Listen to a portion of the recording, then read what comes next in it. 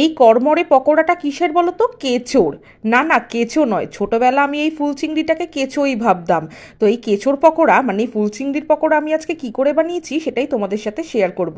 ফুল চিংড়িগুলোকে ভালো করে ধুয়ে বেছে নিয়ে তার মধ্যে কাঁচা লঙ্কা কুচি, পেঁয়াজ কুচি, ধনেপাতা কুচি, নুন, অল্প পরিমাণ আমি এর মধ্যে একটু বিউলির ডাল বাটা দিয়েছি। তোমরা মুসুর ডালও দিতে পারো, নইলে শুধুমাত্র চালের গুঁড়ো আর ময়দা দিয়েও ভাজতে পারো। তার মধ্যে পরিমাণ মতো একটু চালের গুঁড়ো দিয়ে ভালো করে একটা আঠালো মন্ড মেখে নিয়ে মোটামুটি 10 মিনিট রেখে দেবো। চিনি আমি দিইনি, তবে তোমরা অল্প পরিমাণে একটু চিনিও দিতে পারো।